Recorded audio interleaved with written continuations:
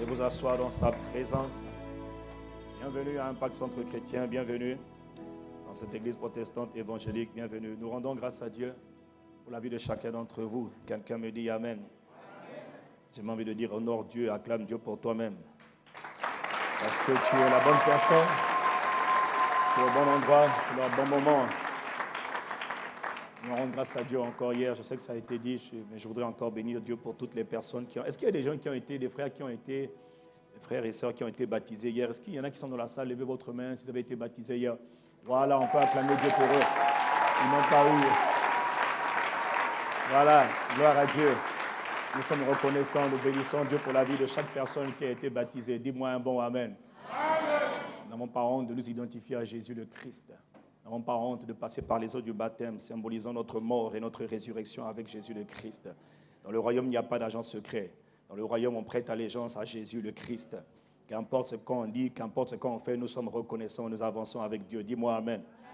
Cela dit, j'espère de tout mon cœur que les photos du baptême seront aussi sur Facebook, sur certains sites internet. J'espère vivement. Vous savez, il faut quand même reconnaître que nous sommes beaucoup admirés. Hein. ICC, on a tellement d'admirateurs. Il ne faut pas croire, hein, les gens ne nous critiquent pas, ils nous admirent. Bon, des fois, il y a des moments où les gens t'admirent tellement qu'ils ne savent pas comment exprimer leur admiration. Donc, ils peuvent te critiquer, mais en fait, ils t'admirent, mais ils ne te le disent pas. Non. Les gens, non. Vous savez quoi? Personne, soyons sincères, personne n'a été plus critiqué que Jésus-Christ. Personne. Personne ne sera jamais plus critiqué que Jésus. Ce n'est pas possible. Donc, quel que soit le nombre de critiques ou d'injures ou d'attaques que tu peux subir, dis-toi toujours, il est passé par là avant toi. Il a tout enduré pour que toi, tu sois capable de tout endurer. Mais même ceux qui le critiquaient l'admiraient. Hein. Un jour même, le Nicodème est venu lui dire, bon, Rabbi, quand même, toi, tu n'es pas clair. Mais on sait quand même que vraiment, personne ne peut faire ces choses-là. Si ce n'est pas Dieu. Mais bon, on ne peut pas le dire en public, hein, mais je te dis comment en privé. Quoi. Il admirait, mais il ne peut pas le dire, ah, laissez-moi tranquille. Donc, nous bénissons Dieu. Voilà, j'espère que les photos seront sur Facebook, sur certains sites Internet, où on fait notre publicité. J'ai vu, il y a même des gens qui ont dit sur Facebook, mais vous parlez de nous là, mais venez, le culte se commence à telle heure, j'ai dit, waouh. Franchement, nous sommes bons. Il y en a qui ne comprennent pas de quoi je parle. Vous aussi. Vous aussi. Vous ne suivez pas l'actualité, vous me regardez avec des yeux là, vous... Caméra, filmez-les ceux qui ne me suivent. Mais enfin, il faut être reconnaissant. Non, il faut bénir Dieu. Dis-moi Amen. Toutes les fois que tu es insulté, que tu es attaqué, et tu sais que ce n'est pas vrai, bénis Dieu, avance.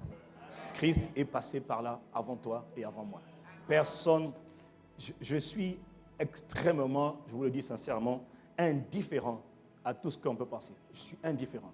La seule chose qui m'importe, c'est qu'est-ce que Dieu dit et qu'est-ce que Dieu pense. Le reste n'a aucun intérêt.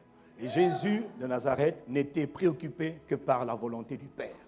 Tout ce qui l'importait, c'est parce qu'on disait à son sujet. Tout ce qu'il disait, c'est est-ce que papa est content? Je suis venu dans le monde pour un témoignage de la vérité. J'ai un travail à faire, je dois faire mon travail. Mon Père agit, moi aussi j'agis. Le reste, ferme les yeux, ferme les oreilles, tu avances. Si tu as compris de quoi je parle, dis-moi Amen. Mais je sais qu'un jour, ceux qui parlent là, ils vont venir à l'église. Ils vont se repentir tôt ou tard. D'ailleurs, parmi nous, il y en a même toi aussi qui m'entend. Toi-même, tu es de la catégorie de ceux-là. Pas toi, hein, ton voisin. Il y a ton voisin là. Ton voisin est un homme suspect. Voilà pourquoi tu me regardes avec des gros yeux là. Comme dit Papa Karambiri, vous voulez m'impressionner. Tu as déjà vu ça où? Je ne suis pas quelqu'un qu'on peut impressionner et intimider. Jamais. J'ai déjà essayé d'avoir peur, je n'ai jamais réussi à avoir peur. Je ne sais pas c'est quoi la peur. Dis-moi Amen. Et la journée d'intégration du 21 octobre, nous serons là. Moi-même, je serai là. On va changer un peu le format de la journée d'intégration. Nous allons recevoir toutes les personnes qui ont donné leur vie. Vraiment, si vous avez donné votre vie à Jésus depuis le début de cette année, vous êtes bienvenus à la journée d'intégration. Et en fait, ce sera la rencontre avec l'équipe pastorale. Voilà. Nous voulons avoir un entretien avec vous parce que chaque âme que Dieu nous donne est importante. Toutes les âmes. Vous savez, hein, l'église, ce n'est pas les bâtiments. L'église, c'est d'abord les âmes. Quand Jésus est descendu du ciel, il est venu pour sauver les âmes. Pas venu sauver les bâtiments, les institutions, d'abord les âmes. La Bible dit que Dieu a tellement aimé les hommes. On dit le monde, mais en fait, le monde, là, en grec, c'est le cosmos.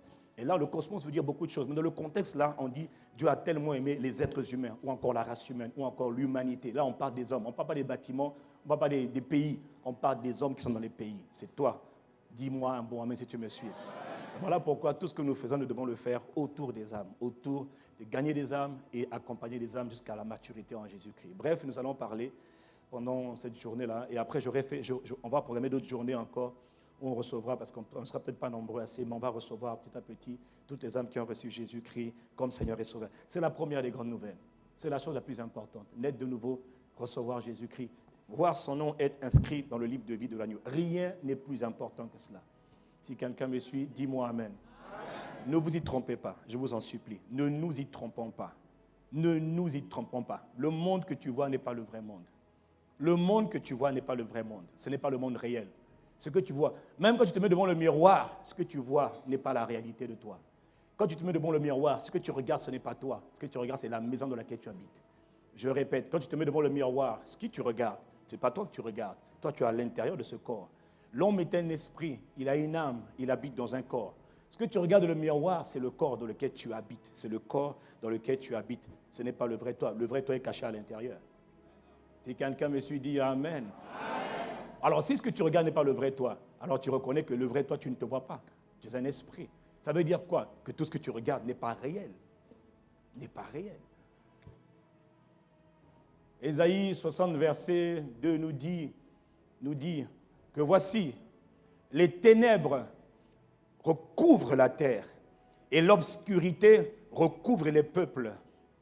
Les ténèbres, donne-moi la version seconde 21. Les ténèbres recouvrent la terre. Il y a des ténèbres, depuis la haute trahison de Adam, les ténèbres recouvrent la terre et l'obscurité profonde recouvre ou encore enveloppe les peuples. On parle des habitants de la terre. Les habitants de la terre sont enveloppés dans une atmosphère satanique. Quand on parle des ténèbres, on ne parle pas du manque de lumière, on parle d'une atmosphère démoniaque. Les ténèbres, l'atmosphère démoniaque recouvre la terre. Elle a commencé où cette atmosphère démoniaque? Elle est rentrée dans le monde après la haute trahison de Adam, après la faute de Adam, après le péché de Adam. Satan et tous les êtres sataniques, les esprits démoniaques se sont répandus dans le monde entier. Et ils créent le chaos. Il y a une atmosphère satanique sur la terre. Les ténèbres recouvrent toute la terre. Et l'obscurité, le voile démoniaque recouvre les peuples. Pour sortir de ce voile démoniaque, il faut vraiment la grâce de Dieu. Voilà pourquoi il dit juste après, mais sur toi, l'Éternel se lèvera et sa gloire viendra sur toi. Sa gloire resplendira. Parce que même quand il y a l'atmosphère chaotique dans laquelle nous étions nous tous, Dieu vient par sa grâce te sortir lorsque tu réponds à son appel. Il te sort de l'atmosphère, de l'activité, de cet environnement démoniaque et il te met au large. Quelqu'un me dit Amen. Amen. Mais chacun d'entre nous vient de quelque part. Nous étions tous les hommes sont dans cette atmosphère démoniaque, sauf ceux qui sont sauvés, ceux qui sont en Christ. Tu parles à l'église tous les jours au pied dans cette atmosphère satanique, atmosphère démoniaque, atmosphère des ténèbres, influence démoniaque. Telle personne est bien un jour, brusquement tu apprends qu'il a fait quelque chose. Comment il a pu faire ça? Ce n'est pas lui. Il était sous une influence démoniaque. Si tu me suis dit Amen. 1 Jean 5, verset 19, nous dit quoi? Nous, nés de nouveau, nous sommes de Dieu. Mais le monde, regarde la phrase, le monde entier, Asie, États-Unis, Europe, Afrique, Océanie, tout ce que tu veux, le monde entier est sur la puissance, l'autorité du mal, l'autorité du malin. Le monde des ténèbres contrôle le monde entier, sauf ceux qui sont de Dieu, ceux qui sont nés de nouveau. Voilà pourquoi quand on veut aller gagner des âmes, il faut d'abord prier pour que l'atmosphère démoniaque qui entoure les âmes que nous voulons gagner soit brisée, pour que le mur épais qui les empêche de recevoir la parole soit détruit. Comment? Par la prière. Maintenant, après, quand tu parles de Christ, ils sont plus réceptifs. C'est ce qui s'est passé pour toi et pour moi. Quelqu'un a dû prier que tu naisses de nouveau. Tu étais dans l'obscurité, dans l'environnement démoniaque, sous influence satanique. Si quelqu'un me dit Amen. Et nous sommes en train de voir, nous sommes en train de parler depuis des mois maintenant de la puissance de la croix de Christ. La croix de Christ est une œuvre spirituelle, mais qui a un impact naturel. La croix de Christ est une œuvre spirituelle. Il ne faut pas la voir comme étant une œuvre naturelle. C'est faux. Oh, petit Jésus, cela. Non! Dieu cherchait un moyen de réparer la faute d'Adam. Adam a introduit le chaos sur la terre. Adam était le chef de ce monde, le meneur, le leader de ce monde. Adam a commis un acte de haute trahison. Et Dieu, en voyant Adam, la Bible dit, par un seul homme, le péché est entré dans le monde et par le péché, la mort. C'est le péché qui est rentré dans le monde. Et Adam, par son faute, il était le meneur, le chef, le prince, le leader. de ce monde. Et par sa faute, tout le monde a commis la faute. Quand le chef a commis la faute, tout le monde a commis la faute. C'est ce qu'on appelle la faute collective. Et quelqu'un devait payer pour la faute de Adam. Parce que la faute de Adam a laissé entrer dans le monde un véritable royaume des ténèbres. Et on ne les voit pas avec nos yeux, mais ils sont parfaitement réels. Ils se cachent, ils s'oppressent, ils tourmentent les hommes. Ce sont les esprits démoniaques. Ils sont réels, frère. Ça, ce n'est pas la philosophie, c'est une réalité. Ils se cachent derrière les sciences, derrière les doctrines, derrière les courants de pensée. Ils se cachent derrière les habitudes, les comportements, derrière même les paroles. Tu peux reconnaître l'activité démoniaque. Pas besoin de les voir, tu reconnais. Colérique extrême, vantard extrême, orgueilleux extrême, et toutes sortes de choses. Tu vois derrière, la plupart des maladies, ils sont à l'origine, ils sont à l'œuvre derrière. Ils sont à l'œuvre en train de tourmenter les hommes. Mais tu ne les vois pas à l'œuvre, mais ils sont réels. C'est une atmosphère démoniaque, atmosphère des ténèbres. Ils enveloppent les âmes. Et quelqu'un devait sauver les hommes de toute cette détresse, cette situation de confusion créée par la faute d'un seul homme. Et quelqu'un a été choisi par le Père, en accord avec le Père bien sûr, pour porter la responsabilité de toute la faute de Adam. Au lieu que tous les hommes soient frappés en série, un seul homme va être frappé pour endurer, pour porter, assumer la faute de nous tous. La faute de toi, la faute de moi, la faute de tous les hommes qui ont foulé la surface de la terre et de tous les hommes qui viendront pour l'éternité ou en tout cas pour les temps à venir. Quelqu'un a payé le prix, quelqu'un a dû supporter le châtiment à la place de nous tous. Ce quelqu'un on appelle le Christ, on appelle Jésus, le Christ. Il est l'agneau de Dieu, descendu du ciel. Il ne vient pas du quartier ni du village, il vient du ciel. Il quitte le confort du ciel et il vient s'offrir. D'abord, il vient comme le sacrificateur, mais surtout, il vient comme le sacrifice. Sa mort est un sacrifice. Sa mort est un sacrifice. Et pour sauver les hommes, il ne vient pas avec une épée, avec un bâton, ou non, avec une armée de rebelles. Non, comme on fait certains. Non, lui, il vient et il s'offre en sacrifice. Pourquoi? C'est un acte spirituel avec une portée naturelle pour l'éternité. La Bible dit que par son sang, il nous a acquis une rédemption, c'est-à-dire une délivrance pour l'éternité, une délivrance éternelle. Il est la réponse de Dieu à tous les problèmes. La vie chrétienne commence par ça, commence par le reconnaître comme Seigneur et Sauveur, et reconnaître ce qu'il a accompli pour moi. Dis, tu me suis, dis Amen. Parce que je peux être sauvé, mais sans comprendre ce qu'il a accompli pour moi, je vais souffrir. Il y a des choses que je ne pourrais jamais accomplir, jamais devenir, tant que je ne comprenais pas ce qu'il a accompli pour moi. Je le reconnais comme mon Seigneur et Sauveur, ça commence par là. Si quelqu'un me suit, dis-moi Amen. Car Dieu a tellement aimé les hommes qu'il a donné, il a sacrifié son Fils unique. Il a fait égorger son Fils unique. Dans l'Ancien Testament, on égorgeait l'agneau et on prenait le sang, on le répandait 7 fois. Lévitique chapitre 16, verset 19. On égorgeait l'agneau, on prenait le sang, on faisait 7 fois l'aspersion. De la même manière que lui, il est le véritable agneau de Dieu qui vient du ciel. Et son sang doit être répandu à 7 reprises. Si quelqu'un me suit, dit Amen. Pourquoi son sang doit être répandu? Pour délivrer l'humanité de tout ce quoi Adam avait fait. Adam nous a piégés. Quelqu'un devait nous sauver de cette atmosphère des ténèbres. N'oublie pas, tout ce que Jésus fait, il le fait à ta place. Il a pris ta place pour que tu n'aies plus jamais à subir ces choses. Il a subi à ta place pour que tu n'aies plus jamais à subir. Celui qui n'avait jamais connu le péché, Dieu, le Père, l'a fait devenir péché afin que toi, tu deviennes totalement juste. Et ce qu'il a fait marque la fondation de la vie chrétienne. Il n'y a pas de vie chrétienne s'il n'y a pas la compréhension de ce qu'il a accompli. Ce n'est pas la peine de parler de son nom si tu ne comprends pas son œuvre, son travail. Il est venu pour faire un travail, s'offrir en sacrifice. Si tu me suis, dis-moi Amen. Je n'ai pas entendu. Si tu me suis, dis-moi Amen. Nous avons vu que les sons devaient être versés 7 fois. Mais ça, il ne faut pas que tu écoutes ça une fois. Il faut que tu réécoutes ça aussi souvent que possible. Jusqu'à ce que ces paroles pénètrent ton cœur et tu deviennes totalement conscient de ce qu'il a fait pour toi. Et que maintenant ta vie change parce que même tes paroles, tes prières, tes pensées doivent s'appuyer sur ce que Jésus a fait pour toi. Nos paroles, nos prières, nos intercessions, tout doit s'appuyer sur ce qu'il a accompli pour nous. Si tu fais quelque chose, tu pries pour obtenir quelque chose, en dehors de ce qu'il a accompli pour toi, ça ne marche pas. Le monde qui nous entoure, cette atmosphère ténébreuse et démoniaque, elle connaît, ils savent qu'est-ce qui a été à l'origine de leur défaite. Par quels moyens ils ont été désarmés. Ils n'ont pas été chassés de la terre, ils ont été désarmés. C'est-à-dire que chez d'autres, ils peuvent être très actifs, Mais quand ils arrivent à certaines personnes qui sont nées de nouveau, ils disent, ah non, là je ne peux plus opérer, là je suis bloqué, là je dois perdre le territoire, je perds mon terrain, je souffre, je m'en vais. Pourquoi? Parce qu'ils savent sur la base de quoi ils ont été vaincus. Rien d'autre que le sang de Jésus-Christ. Rien d'autre que le sang de Jésus-Christ. Rien d'autre que le sang de la croix. Rien, rien. Tout ce que tu fais en dehors du sang de Christ, ça ne marchera pas. Hein? Si quelqu'un me suit, dis-moi Amen. Oh, les démons, les démons, les démons. Oh, les démons. Prière, les démons, on souffre. Satan, karaté, Satan, karatika, Satan. Ça ne marche pas. Ça ne marche pas. Mais quand on garde nos positions, on dit, je parle dans le nom de Jésus, de Nazareth, le Christ. Et par le sang qu'il a versé pour moi, je réclame, je revendique, je demande, j'exige. Pourquoi tu exiges? À cause du sang de Jésus versé pour moi. C'est le sang de ma délivrance. C'est le sang de ma guérison. C'est le sang de ma restauration. C'est le sang de... C'est le sang. Tout ce que tu as fait n'a pas marché parce que tu t'es appuyé sur autre chose. Et Satan est rusé. Il fait tout pour nous déplacer en dehors du sang. Qu'on vienne dans toutes sortes de choses. Le prophète, le pasteur, le bishop, l'apôtre.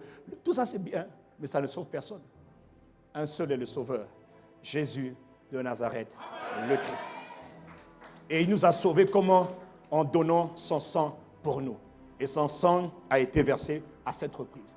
Tant que tu ne comprends pas ça, ta vie chrétienne ne sera pas équilibrée. Tu vas souffrir. Et moi, je dis que le temps de souffrance est terminé.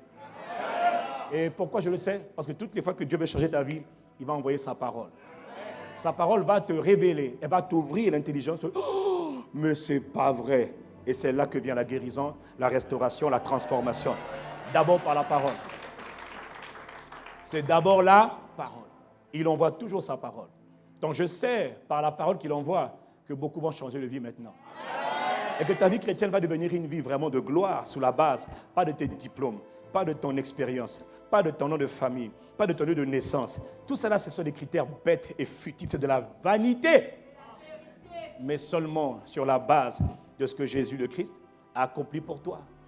Si tu veux faire des grandes choses avec Dieu, en t'appuyant sur non, j'ai un diplôme, j'ai un curriculum vitae, j'ai un nom de famille, j'ai une ethnie, j'ai truc, tu vas échouer. Parce que l'atmosphère ténébreuse qui nous entoure, qui est si épaisse qui nous entoure, ne connaît pas ton diplôme, elle ne connaît pas ton nom de famille, elle ne connaît pas ta nationalité. Elle sait ce qui peut la faire lâcher. C'est le sang précieux de Jésus, le Christ. Tu as raté une bonne occasion de dire Amen. Il faut comprendre, frère. Il faut t'arrêter, il faut comprendre. On ne fait pas semblant, on doit s'arrêter, on doit comprendre. Fatigué d'aller à l'église pour aller à l'église et ne pas changer. Je suis fatigué. Nous voulons vivre la réalité de Christ. Nous vivons la réalité de Christ, commence par comprendre qu'est-ce qu'il a fait. Qui est ce Jésus? Il est venu pourquoi? Toi, tu vas à l'église depuis longtemps, tu ne comprends même pas, il est venu pourquoi? Faire un travail, faire une œuvre. Son œuvre commence par sa mort. Après, elle se poursuit par son ensevelissement. Et après, par sa résurrection et par sa glorification. C'est ça l'œuvre, c'est ça l'évangile. Ce n'est pas le développement personnel. Ce n'est pas la pensée positive. Ce n'est pas les loges. Ce n'est pas toutes ces bêtises. C'est Christ et Christ seul. Si quelqu'un me suit, dis-moi Amen. Son œuvre a commencé dans le jardin de Gethsémane. On a vu ces choses. Vraiment, il faut prendre le temps, mon frère, d'écouter ces choses. Ton salut en dépend. Ton épanouissement personnel en dépend. Ta joie en dépend. Ta paix en dépend. Comprends la parole de Dieu. Si tu veux que Dieu transforme tes circonstances, c'est pas seulement, oh Seigneur, transforme-moi. Il va d'abord t'envoyer sa parole. Il va te dire, mon fils, crois en ma parole. Ma fille, attache-toi à ma parole. Je suis infaillible. Pourquoi? Je suis ma parole. Je suis l'écriture. Je suis la parole. Tout ce que Dieu fait, il le fait par sa parole. Ce n'est pas par les prières. Les prières doivent s'appuyer sur la parole. Là, ça marchera. Si tes prières s'appuient sur les bêtises, les histoires des hommes, là, ça ne marchera jamais. Est-ce que je parle à quelqu'un ce matin? Nos vies doivent être bâties sur la parole. Et la parole nous parle de l'œuvre que Jésus le Christ a accomplie. Respectons l'œuvre, honorons l'œuvre, célébrons l'œuvre, l'œuvre du sang versé pour nous 7 fois. Pas 10 fois, 7 fois. Celui qui me suit me dit Amen. Et j'en parle avec beaucoup de fierté, parce que personne n'est digne d'être honoré, adoré, célébré, exalté, magnifié, glorifié, si ce n'est celui qui a fait l'œuvre, Jésus de Nazareth, le Christ. Jésus et Jésus seul. Pas Jésus avec quelqu'un. Jésus seul. Pas Jésus avec sa mère, jamais. Jésus seul. Celui qui me suit me dit un bon amen.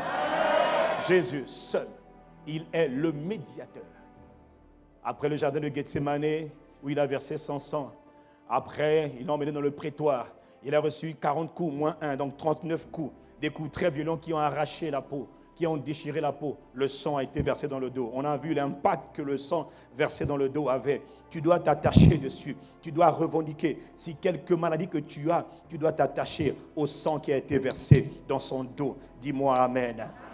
Et ensuite, on a vu qu'on lui a arraché la barbe. On lui a arraché, tiré la barbe. Et le sang est sorti de ses joues. Le sang est sorti. Pourquoi? C'est par le sang. Là encore, il est en train de faire une œuvre pour toi, juste pour toi. Il est en train d'arracher de ta vie toutes les situations de confusion, de honte, de déshonneur. Et tu dois savoir comment t'appuyer maintenant là-dessus. Tu dois dire, Père, dans le nom de Jésus de Nazareth, que toutes les situations de déshonneur, de confusion qui me troublent, qui troublent mes pensées, soient effacées de ma vie. Comment? Par ton sang précieux versé pour moi.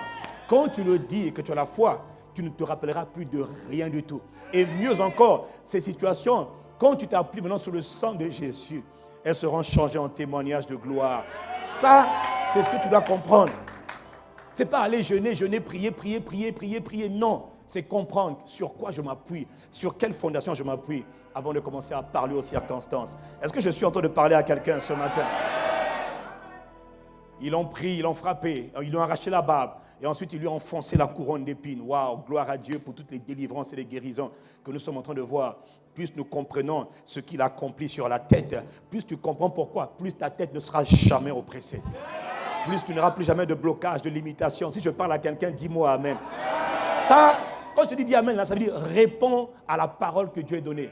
Là, je ne parle pas par moi-même. Moi, je ne sais pas qu'est-ce qu'il faut dire. Mais là, j'ai dit au Seigneur, tu as dit dans ta parole, c'est poussé par toi que nous parlons de ta part. Alors, laisse-moi parler, parle par moi. Et quand il parle là, mon frère, tu prends la parole, tu vis la parole.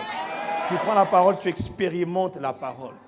Il envoie sa parole et sa parole te fait devenir, quand tu crois, il faut que sa parole trouve en toi, il faut qu'elle féconde ton cœur. Il faut que comme l'homme et la femme, il faut qu'il y ait fécondation entre la parole et toi. Tu dois recevoir la parole. C'est ça. Dieu se trouve dans chacune de ses paroles. Si quelqu'un me suit, dis-moi amen. Ensuite, ils l'ont entraîné avec Simon de Cyrène, on l'a vu la semaine dernière. Et ils l'ont emporté dans le mont du crâne, qu'on appelle le mont Golgotha. Et là, ils l'ont couché sur la croix. Ils ont commencé à frapper au niveau des mains. La main gauche a été frappée. Le sang a commencé à gicler. Ils ont mis des grosses pointes. Le sang a commencé à gicler des mains. Le sang a commencé à sortir, comme un flux qui se répandait de ses mains. C'était le sang de la délivrance. Je te le dis, encore je te le redis. Tes mains doivent devenir des mains de miracle. Pas parce que tu es quelqu'un de bon. Non. Quand tu es conscient de ça, tu dis, maintenant je vais imposer les mains aux malades. Je te dis, à cause de cela, les malades vont être guéris. Tu ne vas pas dire que j'impose les mains aux malades parce que je suis quelqu'un de bien. Non, c'est à cause. C'est toujours à cause. Dis-moi à cause. À cause du sang de Jésus-Christ.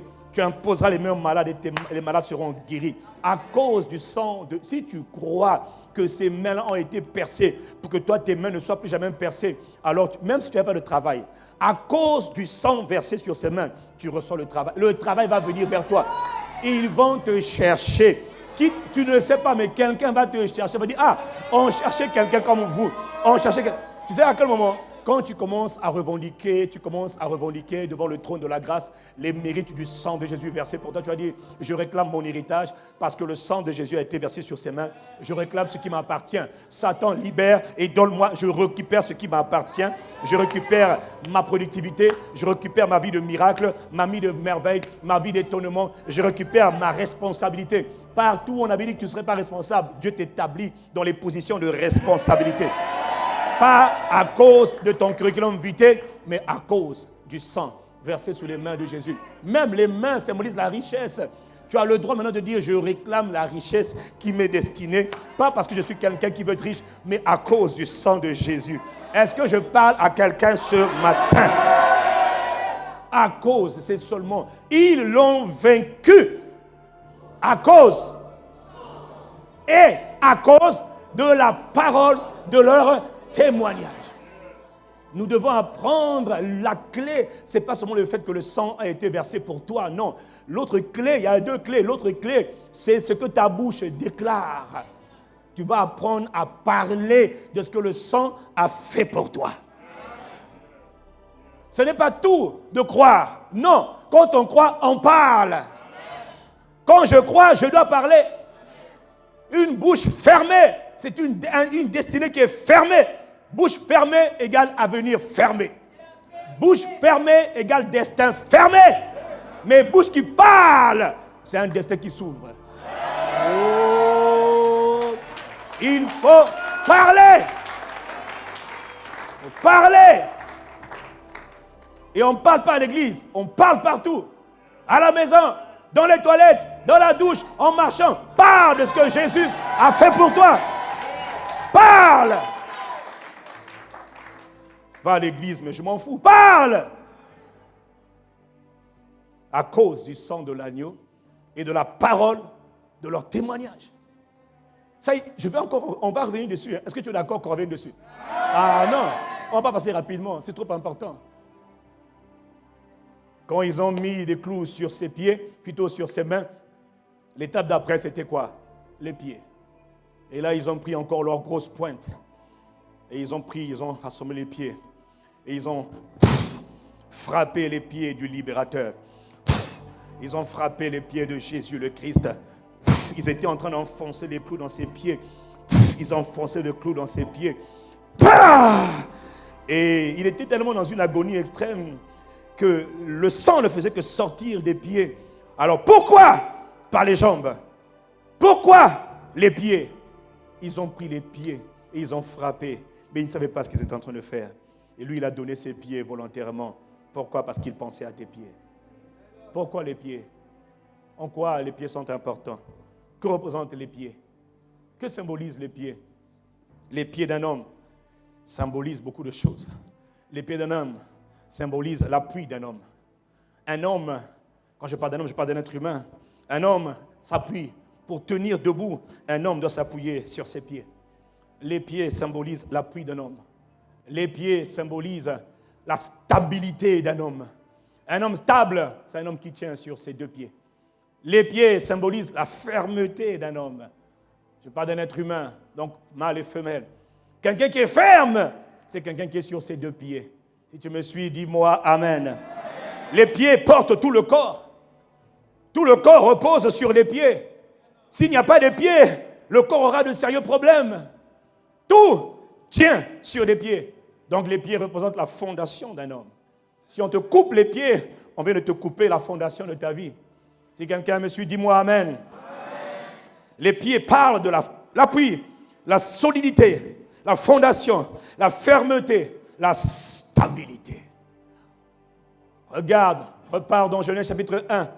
Lorsque Dieu a créé les hommes, il était écrit, Genèse 1, verset 26, « Faisons les hommes à notre image, à notre ressemblance, afin qu'ils dominent sur les oiseaux du ciel. » Afin qu'ils dominent. Afin qu'ils dominent. Sur quoi? Sur les poissons de la mer, les oiseaux du ciel, le bétail, toute la terre, les reptiles, sur toute la terre.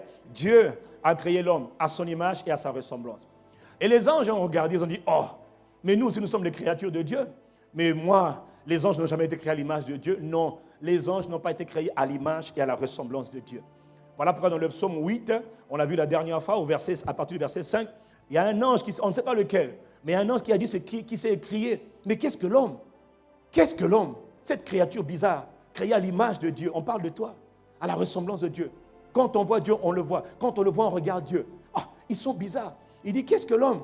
Que tu te souviens de lui. C'est quoi l'être humain? Ou encore le fils de l'homme? Qu'est-ce que le fils de l'homme? Donc un être humain. Que tu prennes tellement garde à lui. Regarde comment tu le protèges. Regarde comment tu le cajoles. Regarde comment tu le bichonnes. Mais c'est quoi cette créature qu'on appelle l'être humain? Mais c'est quoi ces hommes-là? Qu'est-ce que l'homme? Que tu prennes soin de lui.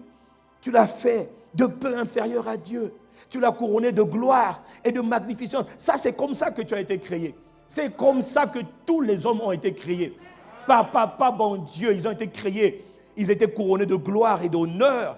Tous les hommes ont été créés pour être couronnés de gloire et d'honneur. Au verset 7, il dit, tu lui as donné la domination le commandement, le gouvernement, la suprématie sur les œuvres de tes mains. Waouh! Tu lui as donné de commander le soleil, la lune, les mers, les étoiles. L'homme peut parler aux étoiles. L'homme peut parler à tout. Il peut parler à la mer. L'homme peut commander à la mer, commander aux poissons, commander aux animaux. L'homme, qu'est-ce que cet homme? Nous sommes des anges. Nous ne sommes pas créés à ton image. Qu'est-ce que l'homme? Les anges admirent les hommes, mais les anges voient que les hommes sont ignorants. Ils ne savent même pas qui ils sont.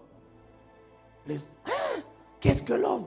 Tu lui as donné la domination sur les œuvres de tes mains. Tu as tout mis sous ses pieds. Donc sur la terre, là, l'homme c'est le patron, l'homme c'est le commandant, l'homme c'est le boss. Tu lui as donné la domination sur tout. Tu as tout mis sur ses pieds. Dis-moi amen. Ça, c'était ce qui s'était passé quand Dieu avait créé l'homme, l'espèce adamique, avant que l'homme ne commette son acte de haute trahison. Mais quand Adam a commis l'acte de haute trahison, le péché est rentré dans le monde. Alors l'homme a été destitué. L'homme a perdu tout ce que Dieu avait voulu faire pour lui. Tout ce que Dieu avait dit pour lui, que tu lui as donné la domination sur les œuvres de tes mains, c'est perdu. Que tu as tout mis sous ses pieds, c'est perdu. Mais regarde le pire, le drame. Le salaire du péché, c'est la mort. Quand l'homme pêche, Dieu étant juste, même s'il aime l'homme, Dieu doit juger le péché de l'homme. Et il doit juger l'homme. Alors Dieu a donné la sentence. Dans Genèse 3, verset 15, les pieds de l'homme ont été maudits. Alors Dieu a dit, dans Genèse 3, verset 15, en parlant au serpent qui était venu séduire Adam et Ève, il dit, je mettrai inimitié entre toi et la femme, entre ta postérité et sa postérité. Celle-ci, en parlant de la postérité de la femme, va t'écraser la tête. Il parlait du Messie qui viendrait, qui va écraser la tête du serpent. La tête du serpent sera écrasée. Mais il lui a donné un droit, parce que l'homme avait péché. L'homme s'était livré à Satan. L'homme s'était abandonné à Satan. Alors il lui a donné le droit. Il dit, toi tu lui blesseras le talon. Tu mordras le talon de l'homme. Donc quand on parle du talon, on parle de quoi? Du pied. Quand on parle du talon, on parle du pied. Depuis ce jour-là, le monde des ténèbres, le monde des esprits démoniaques ont commencé à attaquer les hommes. L'ennemi attaque les hommes partout. L'ennemi attaque les hommes partout. De la plante des pieds jusqu'au sommet de la tête. Voilà pourquoi je te dis, fais attention. Partout, le sang de Jésus a été versé. C'était puissant pour toi. Et il ne savait pas. Quand Jésus a mis la couronne, il délivrait la tête. Mais non, si on les pieds. Pourquoi les pieds? Si tu voyais les hommes, spirituellement parlant, tu verrais que beaucoup d'hommes ont les pieds enchaînés. Beaucoup d'hommes ont les pieds liés. Ils ont des fers aux pieds. Ils ne sont pas libres. Dans le psaume 105, verset 18, il est écrit, on serra ses pieds dans des liens, on le mit au fer. Il y en a beaucoup qui ont des pieds serrés, des pieds liés, des pieds captifs. Les pieds, captivité. Un jour, Job a été attaqué par Satan. Dieu le lui a permis. Vous connaissez ceux qui connaissent un peu l'histoire de Job? Vous savez que Dieu a permis à Satan d'oppresser Job, d'attaquer Job, pas de le tuer, mais de l'attaquer. Et puis Job pensait, c'est Dieu qui l'attaquait. Non, c'est Satan qui l'attaquait. L'enfer, le monde des ténèbres s'est déchaîné contre Job. Et il s'est mis à attaquer Job. Et puis Job qui dit, Job ne comprend pas ce qui lui arrive. Et il pense que c'est Dieu, donc il commence à poser des questions à Dieu. Il dit, mais pourquoi m'infliger d'amères souffrances? Au verset 26, pourquoi m'infliger d'amères souffrances? Me punir des fautes de jeunesse. Verset 27, il dit, pourquoi mettre mes pieds dans les ceps? Pourquoi, oh Dieu, mettre mes pieds dans les fers? Ce n'est pas Dieu qui a mis tes pieds dans les fers. Pourtant, c'était un homme libre. Il n'avait pas les pieds dans les fers. Mais quelqu'un avait mis ses pieds spirituels dans les fers. Physiquement, ça ne se voyait pas. Spirituellement, ses pieds étaient enchaînés. Est-ce que je parle à quelqu'un ce matin? Il dit, pourquoi mettre mes pieds dans les fers? Pourquoi surveiller tous mes mouvements? Il y a quelqu'un qui surveillait les mouvements de Job. Il dit, pourquoi tracer une limite à mes pas? Job dit, mais il y a quelqu'un qui m'a mis une limite. Il y a quelqu'un qui m'empêche. Il me surveille. Ce n'était pas Dieu qui le surveillait. C'était un esprit démoniaque. Des entités démoniaques qui surveillent les pas, qui empêchent que Job ne s'épanouisse avec ses pieds, qui empêchent que Job ne soit heureux au travers de ses pieds. Si quelqu'un me suit, dit Amen et je continue. Depuis la chute, Job n'était pas conscient que Satan avait attaqué. Il dit c'est Dieu. C'est pas Dieu. Dieu n'attaque personne. Satan a attaqué. Dieu a permis, Satan a attaqué. Job, il va découvrir après que toute chose concourt vraiment au bien de ceux qui aiment Dieu. Mais il faut faire confiance à Dieu. Il ne faut pas parler pour parler. Il ne faut pas parler pour ne rien dire. Quand tu passes par des temps difficiles, tais-toi. Pourquoi Dieu? Pourquoi Dieu? Ce n'est pas Dieu. C'est un ennemi qui est derrière. Et tu dis pourquoi Dieu? Pourquoi Dieu? Pourquoi Dieu permet? Et Dieu permet. Mais frère, des fois ce n'est pas Dieu qui a permis. Des fois c'est toi qui as permis. Fermez la parenthèse. Par ton ignorance, mon frère, par ton ignorance là, tu permets beaucoup de dégâts. Beaucoup de choses se font à cause de ton ignorance.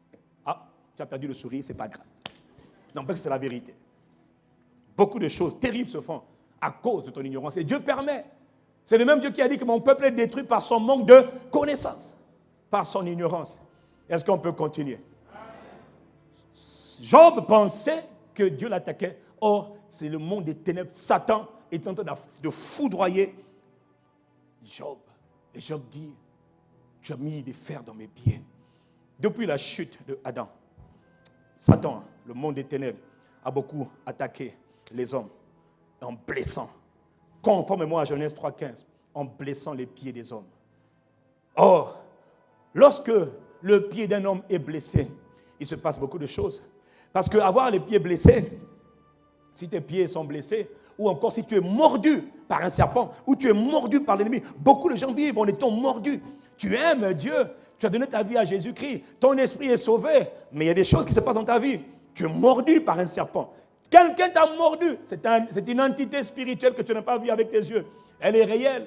Il y a une forte atmosphère démoniaque qui entoure les hommes. Vraiment, voilà pourquoi quand tu te lèves le matin, il faut toujours rendre grâce à Dieu. Quand tu viens à l'église, quand on te dit, n'attends pas que te dise acclame. Toi-même, tu laisses me dire, Seigneur, je suis encore là, béni soit ton nom, mon âme te loue. Parce que tu ne sais pas ce qui s'est passé. Cette nuit même encore, si tu voyais le genre de créatures qui veulent t'approcher, qui veulent te faire du mal, mais qui ne peuvent pas. Oh, quelqu'un me dit Amen. Il faut être reconnaissant. D'ailleurs, plus tu honores Dieu, plus la protection augmente autour de toi. Plus tu chéris Dieu. Tu n'as pas remarqué que quand un enfant est trop cajolé, il y a plusieurs protections autour de l'enfant en question. Moi, mon cœur bat pour le cœur de Dieu. Donc, ma protection, elle est plus intense que certains qui disent moi à Dieu, je t'aime une fois par jour. Moi, je dis à Dieu, je t'aime tout le temps. Ah oui, hein? Ah, moi, je suis comme David. Ah, moi, j'aime Dieu. Hein? Bofinganga, moi, j'aime Dieu. Tu me laisses tranquille. Dis-moi amen et je continue seulement. Oh. Donc, lorsque le pied d'un homme est mordu ou blessé par un serpent, que se passe-t-il? Ton pied est blessé, le talon est blessé, alors il va se passer la première chose. Si ton pied est blessé, l'homme perd sa stabilité. Lorsque le pied est blessé, tu perds la stabilité. Lorsque ton pied est blessé, tu n'es plus stable. Tu perds ton appui, tu perds ta solidité parce que tes pieds ont été blessés. Tu commences à trébucher et même quand ton pied était blessé, tu vois, tu commences à trébucher parce que tu perds ta stabilité. Tu commences à chanceler. Là où avant tu marchais normalement, manière ferme, maintenant tu deviens instable. Tu deviens un homme, une femme instable. Un homme instable. Tu as vu des gens instables? Il y a des gens qui sont instables. Instables dans leurs décisions. Instables dans leurs relations. Instables dans leurs résolutions. Instables dans leur engagement. Il prend un engagement, il le change. Il prend un engagement lundi, il le change mercredi. Il le rechange encore vendredi et il le rechange encore lundi. Il prend un engagement au mois de janvier, il le change au mois de mars. Ah. Au mois d'avril, il le change encore. Quand tu changes tout le temps comme ça, tu es instable. Ça s'appelle l'instabilité. Je vais épouser Sophie. Ah, j'ai plus envie. Pourquoi? Je ne sais pas. Maintenant, je vais épouser seulement Laure. Pourquoi Laure? Ah, je ne sais plus. Je vais épouser Anna. Pourquoi Anna? Ah, je ne sais plus. Je vais épouser André. Mais pourquoi André? Je ne sais plus. Je ne sais plus. Je suis en train de changer. Instable. Instabilité. Il y a des gens qui sont instables. Même dans la vie spirituelle, c'est l'instabilité. Je lui ai dit, tiens, il connaît toutes les églises de Brazzaville, de Congo, tous les pasteurs, il connaît, les bishops, il connaît tout le monde. Tout le monde, il connaît. Tout le monde, tu dois connaître. Instabilité. Quelqu'un d'instable.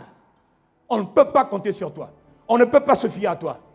On te donne une mission, tu es tellement instable que tu vas l'abandonner pour aller faire une autre mission. Qui t'a envoyé là-bas? Oh non, j'en avais marre. Pourquoi? Instabilité. Instable. Un jour, il y a une soeur qui est venue me voir pour dire, pasteur, une femme de Dieu, hein, et là, je suis une servante de Dieu. Je viens de Kinshasa. Oh, je voulais vous rencontrer. Pourquoi? Là, je voulais vous prier pour moi. Je dis, mais pourquoi? Elle dit, pasteur, tous les hommes ont prié pour moi. J'ai dit, dégage. sauf moi, sors. Tout le monde a prié, sauf Castanou. Dors! Il dit, mais priez pour moi, pasteur. Imposez-moi les mains. Je dis, pourquoi? Je veux prendre tous les démons que tu as. Sors de mon bureau! Instable! C'est quoi cette personne qui veut que tout le monde... Ta tête doit aller chez tous les hommes de Dieu du Congo. Vous cherchez quoi? Instabilité. Est-ce que quelqu'un comprend de quoi je parle? Je dis l'instabilité. C'est un esprit. Instabilité dans la vie chrétienne. Même Dieu ne peut pas compter sur toi. Tu t'engages quelque part dans une église. Tu fais tous les départements de l'église. Comment? Hein? Hey! C'est comment? On te voit partout. Comment c'est les chantres? D'abord, comment c'est les chantres? Après, quitte les chantres.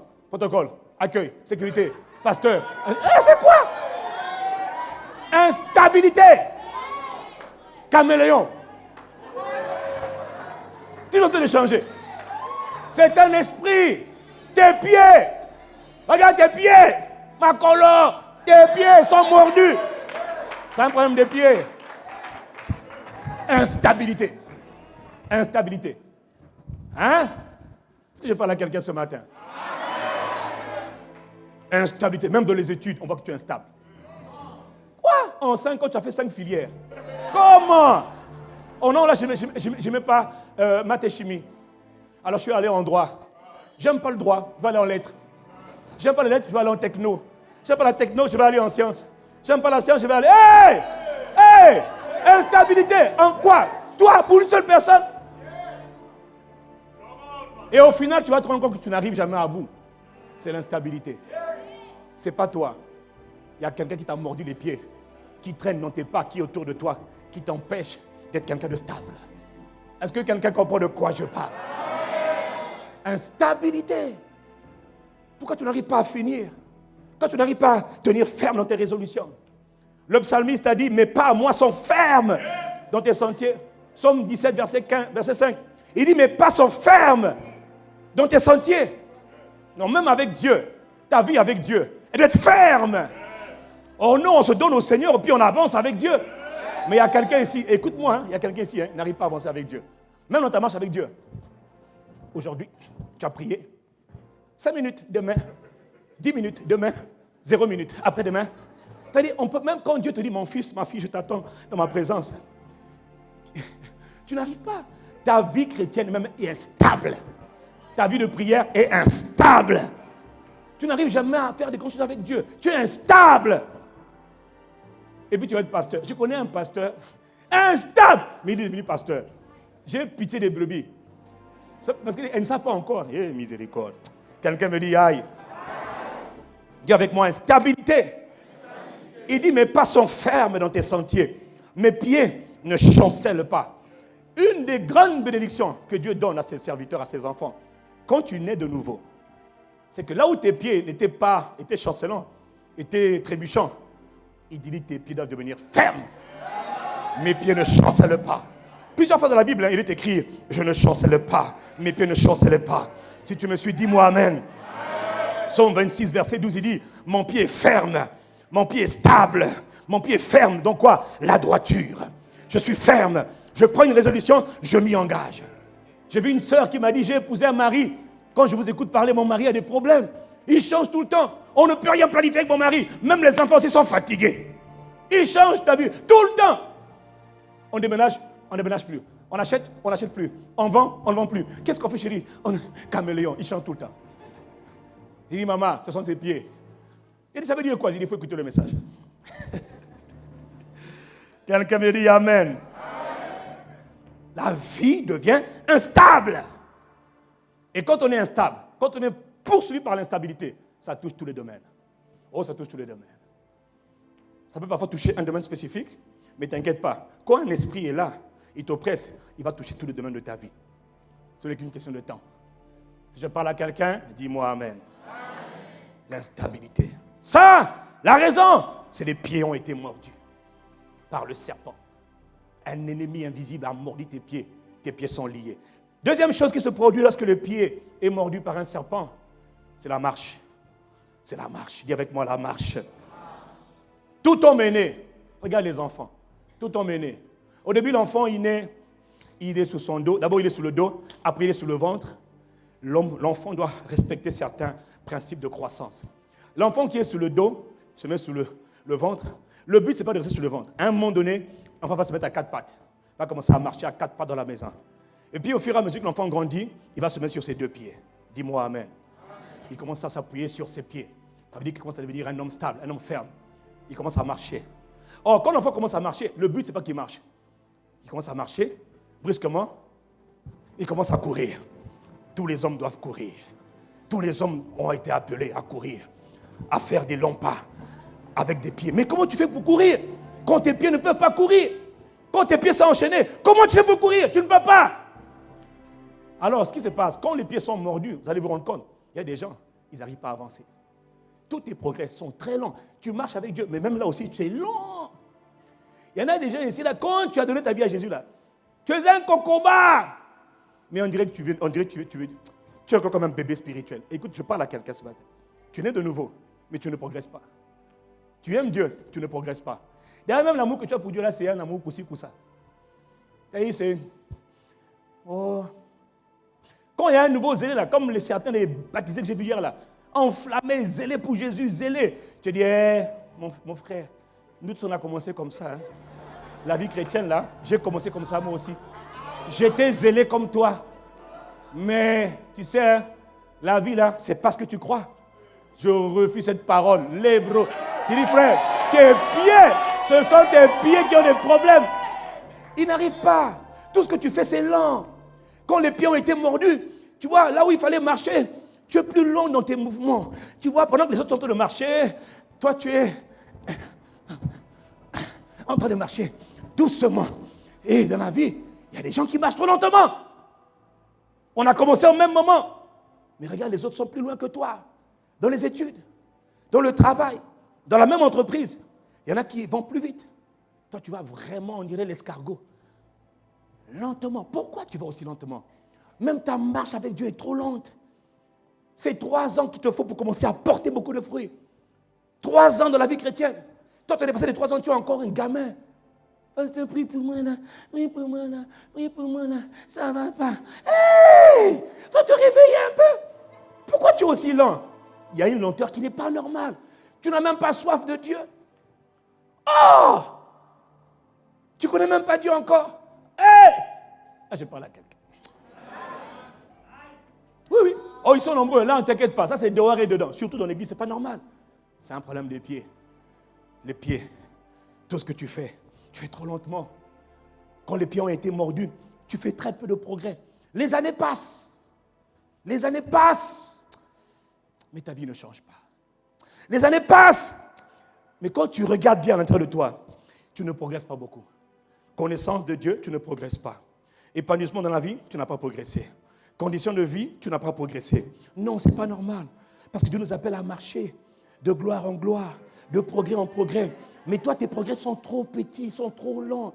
Tu aurais pu faire tellement plus. Et du coup, tu es frustré parce que tu vois que les autres sont en train d'avancer. Mais toi, tu es en train de stagner. Tu as l'impression que tu es comme paralysé, comme... Est-ce que je parle à quelqu'un ce matin? Tu es comme limité. Tous tes mouvements sont limités. Tu es trop lent. Ta marche est lente. Les autres te dépassent. Dans la famille, regarde même. Ils te dépassaient. Même ton petit frère ou ta petite soeur te dépasse. Ce n'est pas question d'être aîné ou pas aîné. Mais là, je sens qu'il y a quelqu'un qui est frustré. Parce que tu as l'impression que les autres t'ont dépassé. Et ils sont promus avant toi.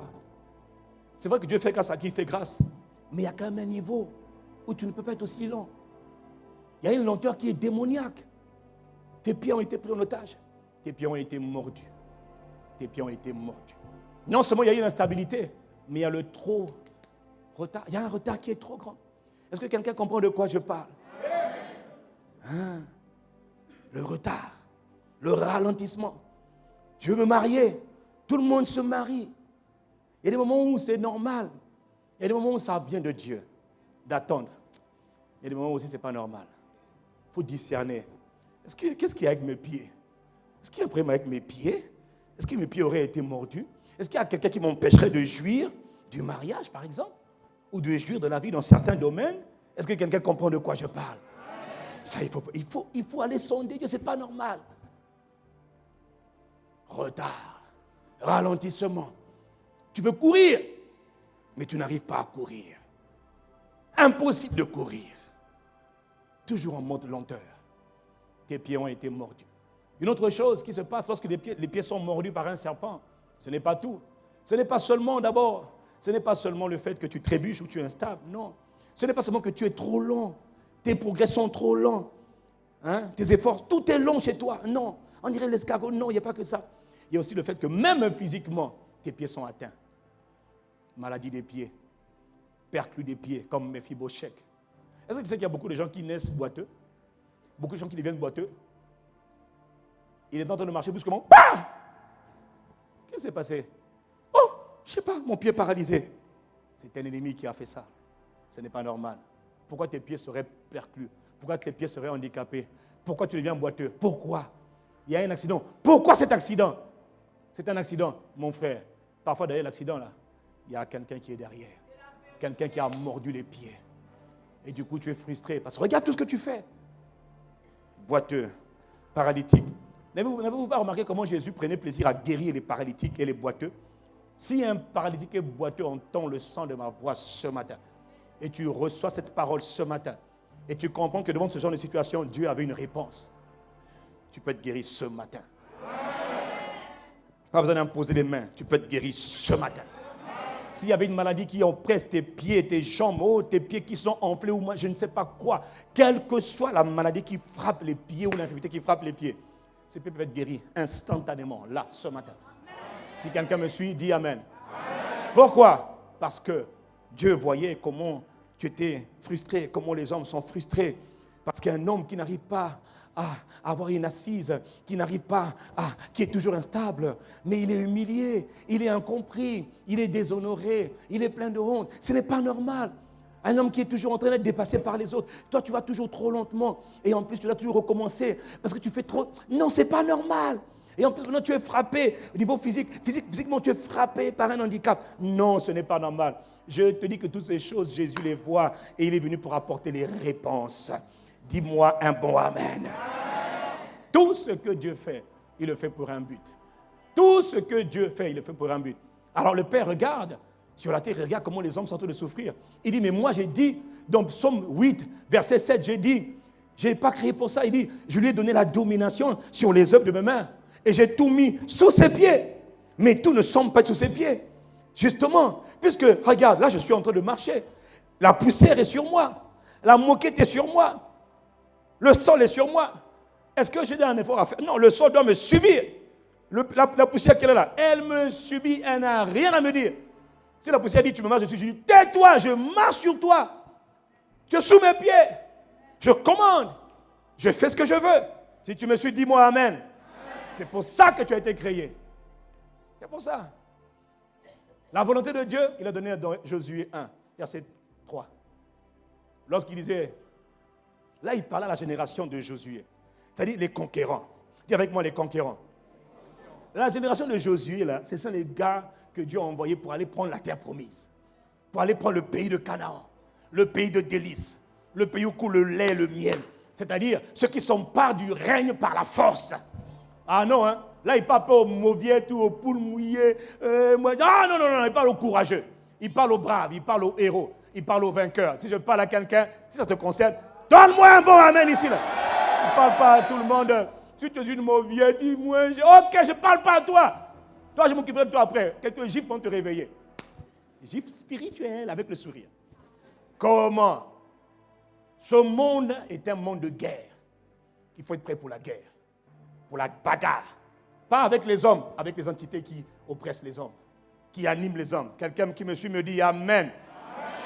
Il y a tout lieu, tout terrain, tout environnement, tout territoire que foulera la plante de tes pieds, où tu poseras ton pied. Je te le donne. Ça, c'est la volonté de Dieu. Non, c'est la volonté de Dieu.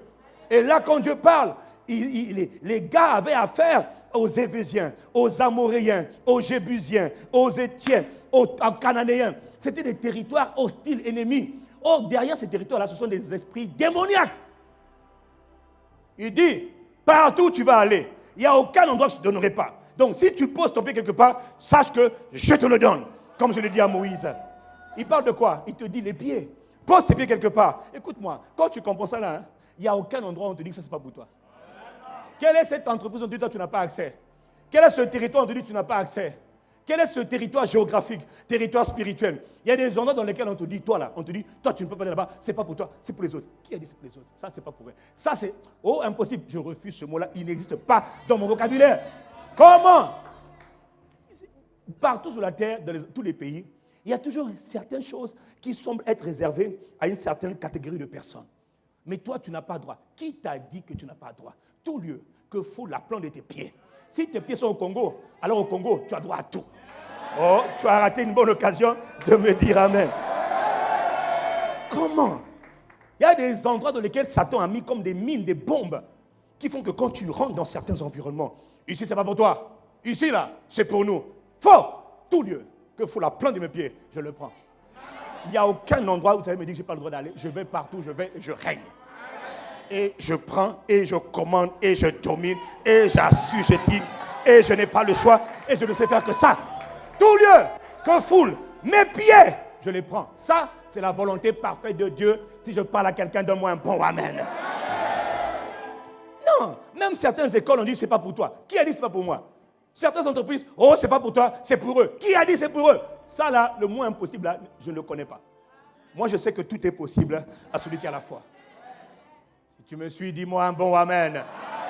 La volonté de Dieu. Chaque lieu, chaque territoire, chaque environnement, chaque endroit où tu passes, où tu es établi, on doit savoir que tu es passé par là. Non, on doit savoir que Christ est passé par là. Ils te feront la guerre, d'accord, mais ils ne te vaincront pas. Ils vont savoir que Christ est passé par là. Christ en toi est passé par là. Où tu passes? Quels sont ces lieux dans lesquels on t'a établi? On va t'accuser. Moi, écoute, si Jésus a été accusé, toi, pourquoi on ne va pas t'accuser? On a menti à son sujet. Pourquoi on ne va pas mentir à ton sujet? Je n'avais rien fait. Écoute, dans cette affaire-là, le monde, là, c'est un monde qui est mauvais. Donc, il faut te fortifier. Si tu n'es pas fort, tu ne pourras jamais faire des choses avec Dieu. Quiconque n'a pas appris à être fort ne pourra rien faire avec Dieu. Il y a une soeur qui m'écrit pour me dire, je vois ce qu'on dit à votre sujet. Franchement, c'est trop dur, c'est trop dur. Je dis, qu'est-ce qui est dur? La poussière, là, tu appelles ça difficile? Qu'est-ce qu'il y a? Qu'est-ce qui est dur? Oh, pasteur, c'est trop dur, comment vous faites? Et moi, je ne fais rien. Christ habite en moi. Je n'ai rien à faire. Sans faire d'efforts, moi, non. Moi, vraiment, excusez-moi, en toute humilité, vraiment. Vous voyez la poussière, non? Je marche dessus. Est-ce que je fais un effort? Donc, toi, pour marcher sur le sol, tu as un problème? Ah non, alors domine. Dis-moi amen. Et tu l'as crié en dominant, tu domines, tu ne fais pas d'effort, tu te tais, tu domines. Tu règnes, tu commences. Et tu fais subir aux autres, il n'y a pas de problème. Dis-moi amen. On va faire comment? Et s'il y a un esprit démoniaque en face de toi, si quelqu'un te fait du mal, ce n'est pas lui, c'est les esprits qui l'animent. Nous ne combattons jamais le sang et la chair, jamais. On ne combat pas les hommes, ce sont les esprits qui sont derrière les hommes. Alors tu dis à l'esprit, toi, esprit de sorcellerie, toi tu es passé par ma grand-mère, mon grand-père, mon oncle, ma tante, mon patron, pour faire du mal. Toi, esprit, tu ne parles pas à lui, tu parles à l'esprit, tu vas dans ta chambre. Dans le nom de Jésus-Christ. Esprit démoniaque, toi qui es derrière cette affaire, derrière ce type-là, je t'arrête. Par le sang de Jésus, je te réprime. Tu te tais devant moi, tu n'as pas le droit de parler. Tais-toi! Et tu arrêtes tes manœuvres. Mais est-ce que quelqu'un a compris de quoi je parle? Tu dis, tu arrêtes tes manœuvres. Pas devant moi. Chez moi, tu te tais. Et tu fais silence. Je détruis tes œuvres. Tu peux parler contre tes autres. Moi, tu ne te tais. Porakatabas. Celui qui me suit me dit amen. Quand Dieu te donne la domination avec tes pieds, regarde, Psaume 18, verset 38. Le psalmiste a dit, je poursuis mes ennemis. Tu entends? Je poursuis et je les attrape. Et je ne reviens pas avant de les avoir anéantis. Il parle des ennemis spirituels. Il parle d'abord, la Bible est un livre spirituel, hein? Ce n'est pas un livre d'histoire, géographie. Dis-moi amen. C'est un livre spirituel. Il parle des réalités spirituelles. Il parle des réalités spirituelles. Je poursuis mes ennemis, je les atteins. Toi, tu pries pourquoi? Non, tes pieds ont des problèmes. Et quand aujourd'hui, là, et cette semaine, tu vas totalement restaurer tes pieds. Je te dis, quelles que soient les sons que tu vas faire, plus jamais tu vas fuir, tu vas te voir en train d'être poursuivi, mais en train de poursuivre tes ennemis, de les attraper, de les briser. Dis-moi amen. Il dit, je les brise et ils ne peuvent pas se relever. Et ils sont sous mes pieds. Où ils sont tes ennemis? Sous mes pieds. Ça, écoute, c'est la volonté de Dieu que tes ennemis soient où? Bon, réponds-moi. Sous tes pieds. La volonté parfaite de Dieu, tu veux savoir? Pour tout type d'ennemi qui se lève contre toi, Dieu a déjà donné la sentence. Hé, serpent, dragon, occultiste, sorcier, tout ce que tu veux, ta place, tu n'as aucune autre place. Là, sous mes pieds, et tu te tais. Tu restes sous mes pieds. C'est sous mes pieds, nulle part ailleurs. Et je te brise en même temps sous mes pieds aussi. Quand tu fais ça, tu dis arrête. Quelqu'un me dit amen. Tu vas voir. Si tu comprends ça là, tes songes vont commencer à changer. Les rêves que tu fais vont commencer à changer. Tu vas maintenant te voir comme le chasseur. Tu vas chasser les proies maintenant. Comment? À cause du sang versé par Jésus, le Christ. Mais on ne peut pas poursuivre un ennemi si on a des problèmes avec les pieds. Voilà pourquoi beaucoup n'arrivent pas à avoir. Je me suis rendu compte que beaucoup n'arrivent pas à avoir cette hargne. Tu vois, non? Cette audace, ce zèle. Parce que les pieds ont été touchés. Éphésiens 6, il dit, ayez pour chaussures à vos pieds. Quoi? Quoi? Ayez pour chaussures à vos pieds. Quoi? Le zèle de l'évangile. Donc, quand les pieds sont restaurés, totalement guéris, frère, tu vas être un homme zélé pour Dieu. Une femme zélée qui court avec rapidité. Là où tu ne faisais pas de progrès, je te dis que tu vas commencer à faire du progrès. Là où tu marchais, on dirait l'escargot. Mon ami, tu vas aller à la vitesse du léopard. Il y a un animal qu'on appelle le léopard. Comme Alexandre le Grand, quand il a conquis la Grèce, il était rapide. On l'appelait Alexandre le Grand. Il a conquis le monde par la rapidité d'un léopard. Il allait trop vite. Insaisissable, irrattrapable, infatigable, inébranlable. Ça, c'est le partage de quelqu'un qui entend le son de ma voix ce matin. Pourquoi je dis cela? À cause du sang versé pour toi. Si tu me suis dit amen. Et les pieds d'un homme, non, c'est tout. Comment? Tu ne peux pas courir si tes pieds sont malades. Alors, le Seigneur voyait, le Seigneur comprenait. Il voyait comment les hommes étaient en train de souffrir avec toutes les formes d'instabilité qui les caractérisaient. Quelqu'un qui est instable n'est pas quelqu'un qui est épanoui. Ce qu'il fait, il va le défaire. Il voyait l'instabilité. Il dit non, quelqu'un qui est trop lent dans la vie, il va souffrir, il va être toujours frustré. Les autres vont toujours passer avant lui. Il va toujours vivre le retard, la lenteur. Il ne va pas progresser. Non, je les ai appelés à marcher de progrès en progrès. Mais lui, il ne va pas de progrès en progrès. Il faut changer cela. Et en plus, les pieds ont été touchés par des maladies, par des infirmités. Fils, il faut régler le problème. Alors le fils dit, papa, c'est prévu. Je dois verser le sang, car pour délivrer les hommes, il faut que mon sang soit versé. Je vais prendre leur place afin qu'ils prennent ma place. Je vais prendre leur place afin qu'ils prennent ma place. Et alors qu'est-ce qu'il fait? Il donne à ses pieds.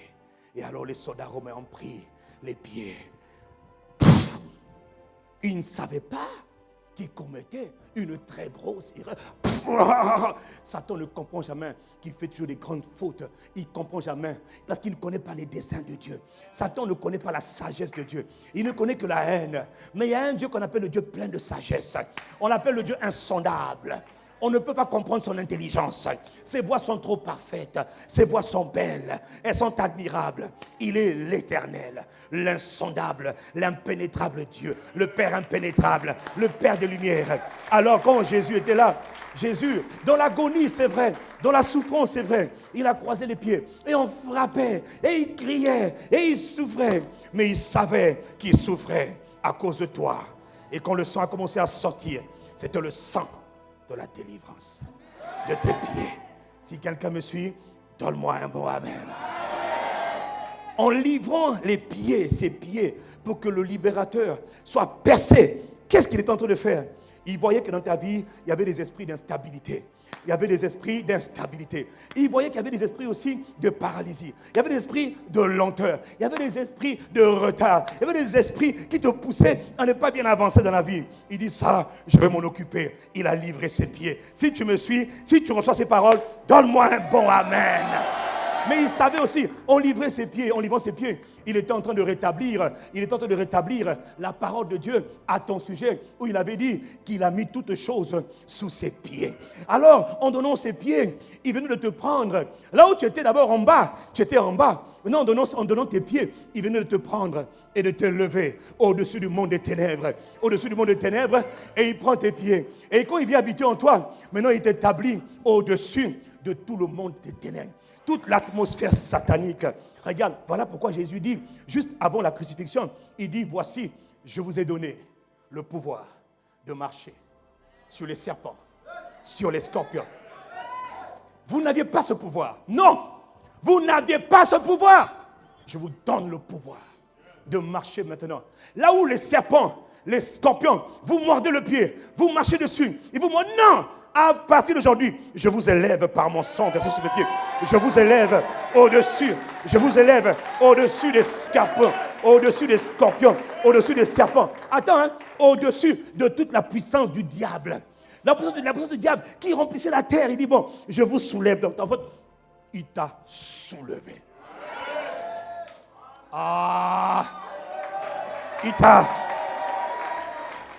Il t'a soulevé.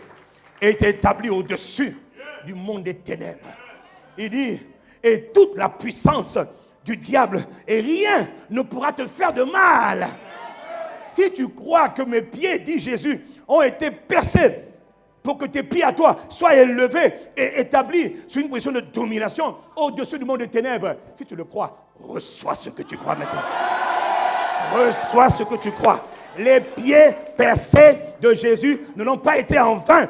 Si tu me comprends, donne-moi un bon amen. C'est là où, tu vois, la parole de David peut maintenant s'accomplir. Lorsqu'il dit, en parlant de Dieu, il rend mes pieds semblables à ceux des biches. Mais, pourquoi il compare les biches? Quelle est la particularité des pieds des biches?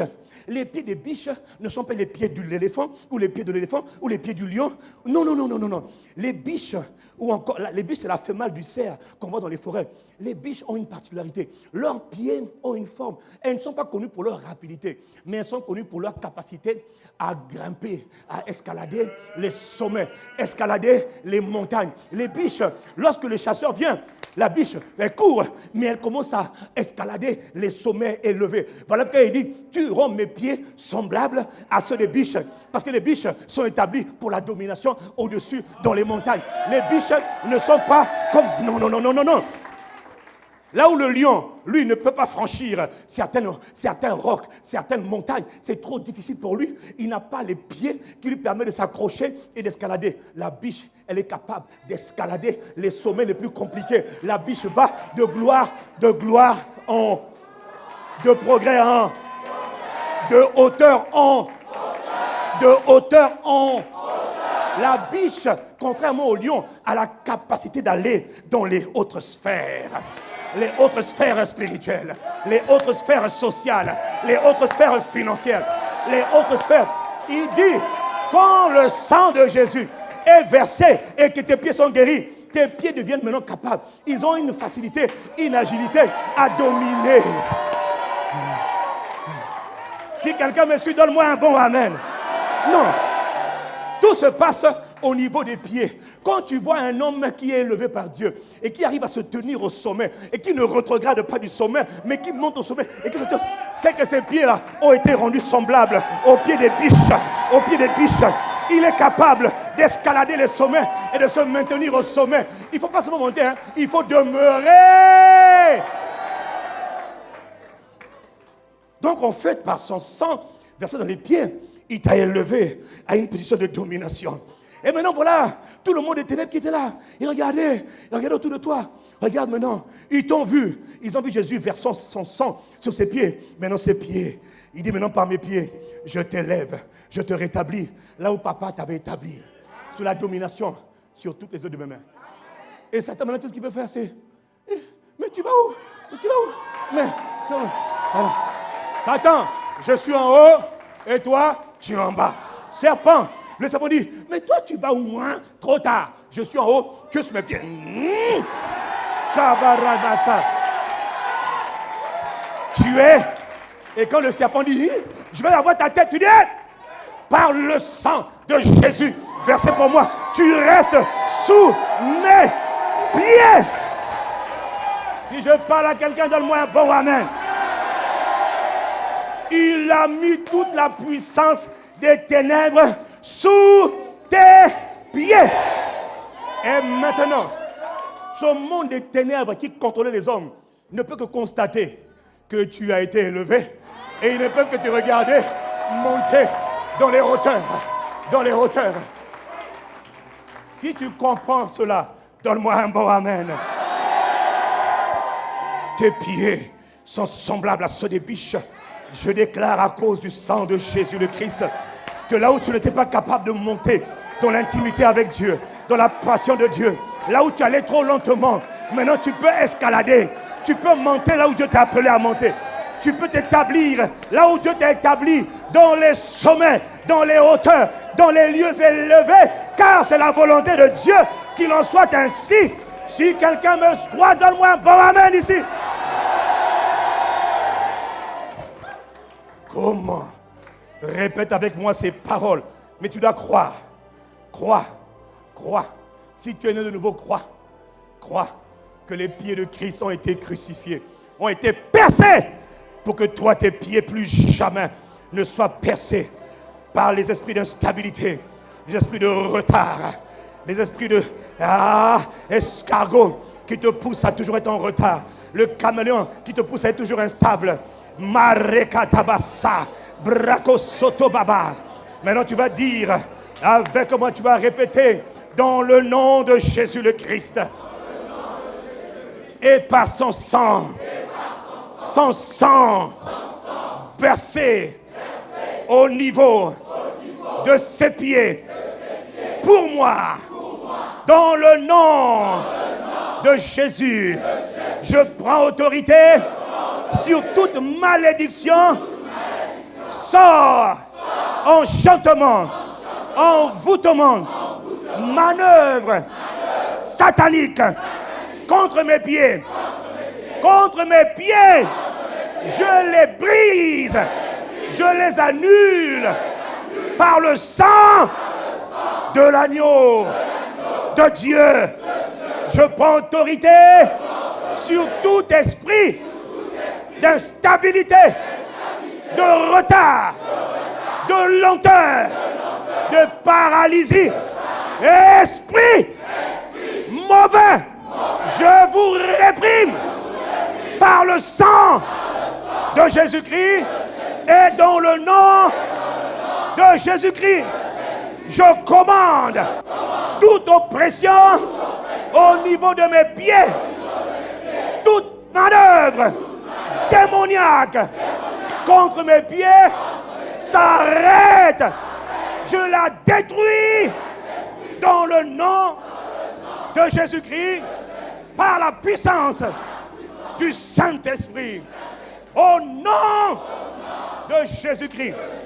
Et ce matin, je commande que tout filet satanique dans lequel mes pieds avaient été capturés, avaient été piégés par le sang de Jésus-Christ, par la puissance du Saint-Esprit, je déclare tout filet et piège satanique soit brisé, brisé, brisé, détruit.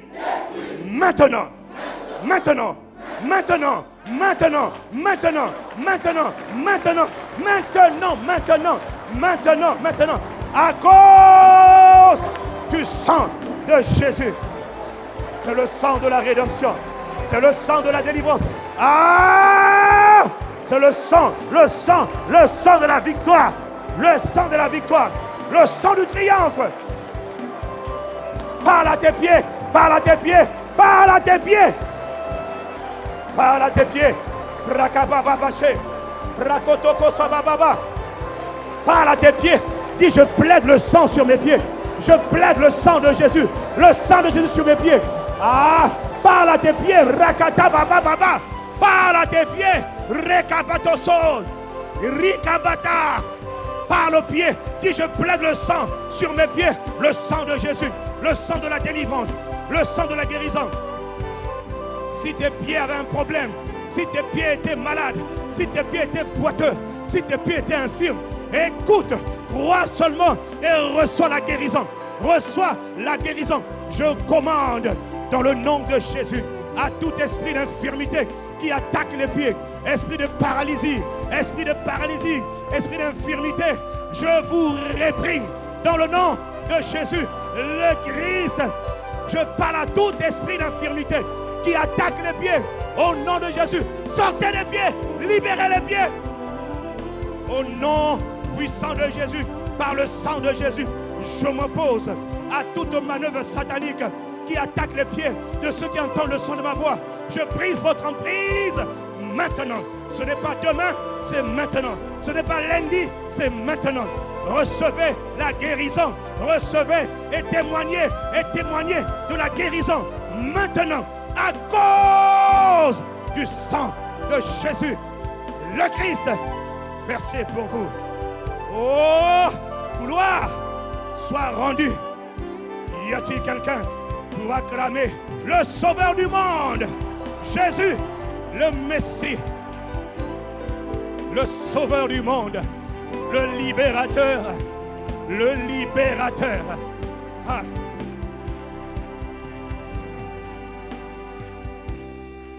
Si tu reçois ces paroles, voilà ce que Dieu dit dans Proverbe 3, verset 23. Dieu parle. Proverbe 3, verset 23.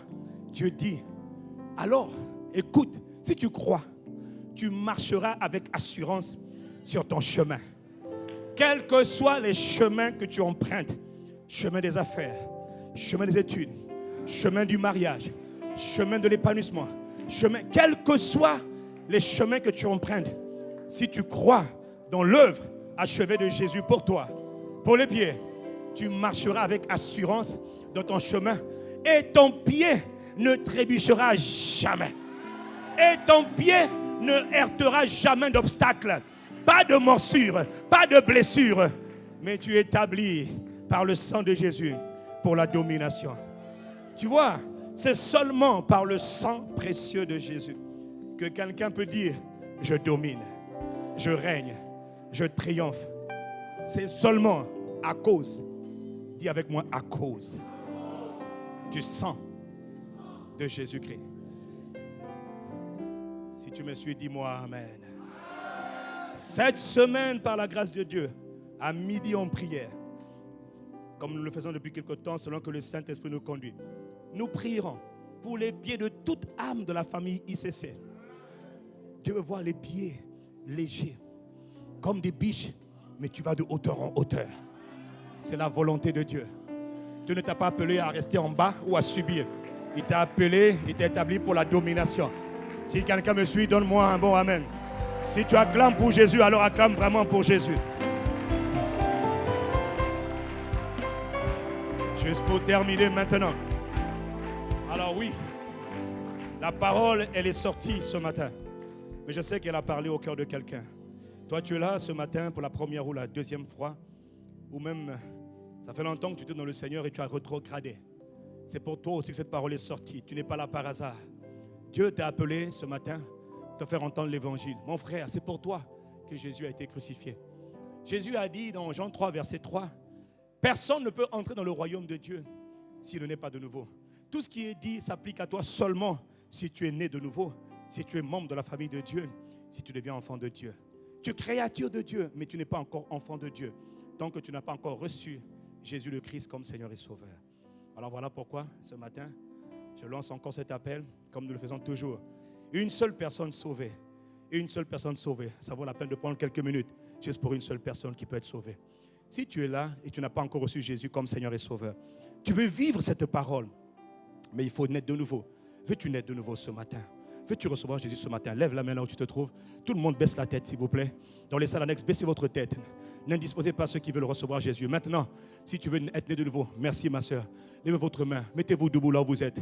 Le temps est avancé. Mettez-vous debout là où vous êtes. Gardez votre main levée et mettez-vous debout là où vous êtes. Vous voulez recevoir Jésus maintenant? C'est aujourd'hui, c'est maintenant. C'est maintenant le jour du salut. Ce n'est pas demain, ce n'est pas après-demain, c'est maintenant. Jésus appelle maintenant. Jésus veut vous sauver maintenant. C'est pour vous qu'il était sur la croix. C'est pour vous qu'il a été crucifié. C'est pour toi, mon frère. C'est pour toi, ma soeur. Et c'est maintenant. La meilleure réponse que tu peux donner à Dieu, c'est de te lever maintenant. C'est une affaire personnelle. Ce n'est pas une affaire collective. Là, c'est une affaire personnelle. L'invitation, elle est personnelle. Jésus a dit, je me tiens à la porte de ton cœur, je frappe. Il frappe à la porte de ton cœur. Ouvre la porte. Lève-toi. Il y a quelqu'un qui résiste, je le sais. Mon frère, ma soeur, c'est aujourd'hui. Ne laisse pas passer aujourd'hui. C'est aujourd'hui le jour du salut.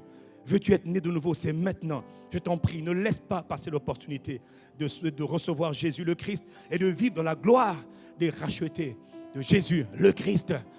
Comment est-ce qu'on fait pour naître de nouveau?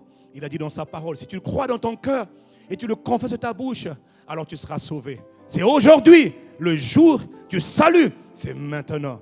Vous allez répéter avec moi et toute l'assemblée, comme on aime le faire à ICC, va répéter avec vous cette prière du salut par laquelle Dieu vous sauve maintenant. Pas demain, c'est maintenant. Vous allez répéter avec moi, Seigneur Jésus-Christ, je crois que tu es le Fils de Dieu. Je te reconnais ce matin. Je crois que tu es mort pour mes péchés et que le troisième jour, tu es ressuscité des morts. Seigneur Jésus, par une décision de ma volonté, je te reçois ce matin même comme mon sauveur et mon Seigneur personnel. À partir d'aujourd'hui, je m'engage à marcher avec toi par ta seule grâce. Je te remercie de ce que tu pardonnes mes péchés et tu les effaces par ton sang précieux. Tu effaces mes péchés par ton sang précieux. Je te remercie, Seigneur Jésus-Christ. Père, dans le nom de Jésus-Christ, je te rends grâce de ce que tu m'as appelé et tu m'attires à toi. Père, je suis reconnaissant parce qu'aujourd'hui, je peux me tenir maintenant et déclarer que je suis né de nouveau. Je suis sauvé. Désormais, mon nom est inscrit dans le livre de vie. Désormais, je suis enfant de Dieu. Désormais, je suis racheté. Mes péchés sont pardonnés et je rends grâce et gloire à Dieu qui m'a sauvé. Amen. Attendez un instant, Père, dans le nom de Jésus, que le sang précieux de Christ couvre ces âmes précieuses qui se sont levées pour toi et qui ont fait la prière du salut pour la première fois aujourd'hui. Nous les recommandons à ta grâce et je dis aujourd'hui que Satan n'aura plus accès à leur vie. Satan ne peut pas les ramener en arrière parce qu'aujourd'hui, ils sont nés de nouveau. Ils sont nés de Dieu. Aujourd'hui, leur nom est écrit dans le livre de vie de l'agneau. Et pour cela, Père, nous te rendons grâce. Car tu as dit dans ta parole, il y a dans la joie dans le ciel pour une seule âme qui se repent et qui revient à Jésus le Christ. Béni sois-tu, Père, de ce que tu les sauves aujourd'hui. Nous sommes reconnaissants. Nous t'apprécions, nous te célébrons dans le nom de Jésus le Christ. Quelqu'un me dit Amen, Amen, Amen ici. Qui a fait cette prière pour la première fois? Levez votre main, s'il vous plaît. Vous avez fait la prière pour la première fois. Nous voulons vous saluer car c'est un grand jour. Famille CC, saluez-les. Dites-leur bienvenue dans le royaume. Allons, je dis saluez-les. Encouragez-les. Dites-leur bienvenue dans le royaume. Bienvenue dans le royaume.